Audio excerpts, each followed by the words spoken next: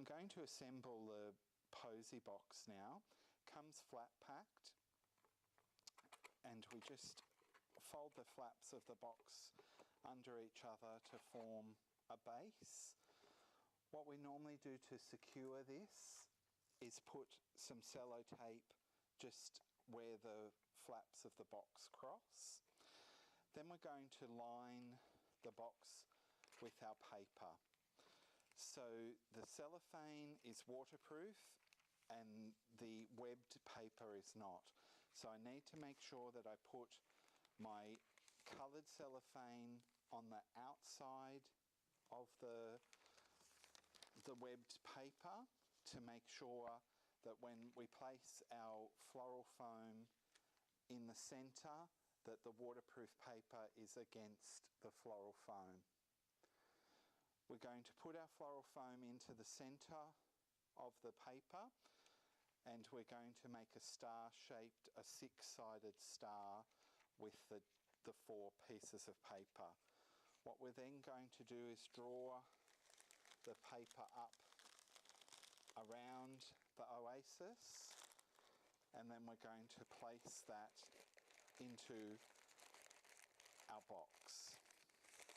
So this paper will become part of the overall design, and it will also protect the cardboard box from becoming waterlogged because the cellophane, coloured cellophane, is watertight. I'm going to put some China cord around the Posy box, just in a random crisscross pattern, just to decorate the cardboard box. When we're tying anything around these Posy boxes, the easiest point is on the corner of the box. So we tie at the corner of the box, and then if we want to move the cording or anything around, we can then slide it off the corner, but it's a much tighter place to tie the knot. So then we're going to fold our paper down, and then we have our floral foam exposed that we're going to place our flowers into.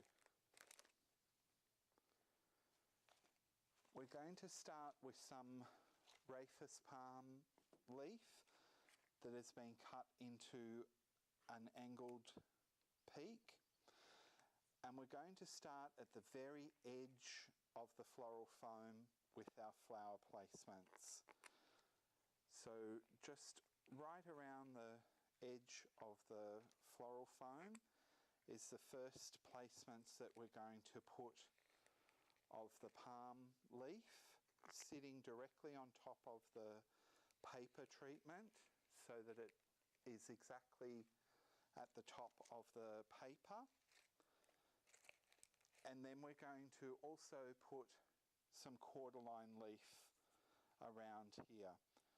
We're going to take a little bit of the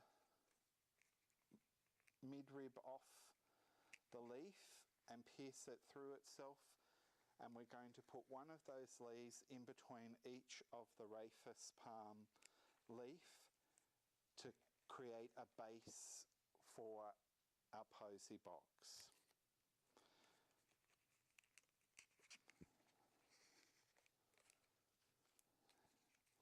So I'm just going to put the last leaf in the base of our box. So we have our Rhapis palm around and then the leaves in the centre.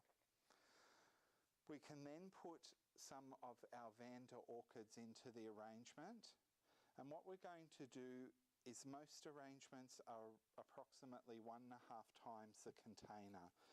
So I'm going to use that basic rule as a guide to know how tall my first placement of orchids is going to be. And that placement was right in the centre of the foam. Then what I'm going to do is radiate the stems out like the rays of the sun or the spokes of a wheel. And the way I achieve this is by placing the stem in on a 45-degree angle and ensuring that all the orchid blooms have enough room around them and none of the flowers are squashed against the flower beside it. So I'm just looking where the flower will face, cutting the stem at an angle to place it into the floral foam, and continuing around in that spoke-like fashion. You can turn your arrangement as well when you've done one side of it, and this will help keep a nice rounded shape.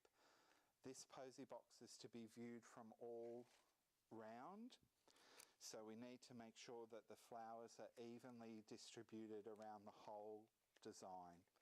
So as you place your flowers, keep turning your arrangement, and then as you come to the edges of the arrangement, you can cut the flowers slightly shorter and push them slightly down into the foam so that they will keep that domed appearance from the side and the front of the arrangement.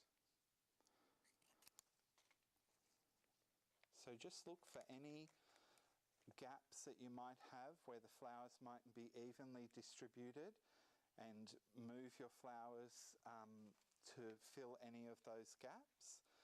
And then with our last quarter-line leaf, we're going to place those into the arrangement on their full stem, just to finish off the tips of the arrangement and to give some more of that radiating line to the finished product. This also, any of this extended line also adds some visual appeal and balance to the arrangement, and it also takes the colour of the leaf right up to the tips of the orchids, so it just completes and finishes our arrangement, and that's why we put these particular leaves in at the very end of the arrangement in between the orchids and not at the beginning as a base. We then have the excess paper that we cut from the beginning of the treatment, and that's what we're going to fill in the very edges of the design with. So we're going to place these were wired on a 22 wire, and we're just going to go around the arrangement with these, placing them as a very last placement around the edge of the arrangement, just to make sure that there's no gaps between the end of the orchids and the beginning of the paper, and again to give that rounded dome-like appearance to our posy box. This particular style of design is radial, so all the line should face outwards and be placed and inserted on that 45-degree angle to make sure that everything radiates out at the same point. Then, if necessary, you can adjust your paper up a little bit to meet those little flutes of paper. And then we have one of our pre-made figure 8 ribbons. This time we're going to put it onto a wire to insert it into the arrangement as the finishing embellishment, just to finish off the front of the arrangement. This, as I said, this one is all the way round, but we often have a focal point at the front of the arrangement, and that's where we'll place our finishing touch of the embellishment of the ribbon. So this is our posy box design.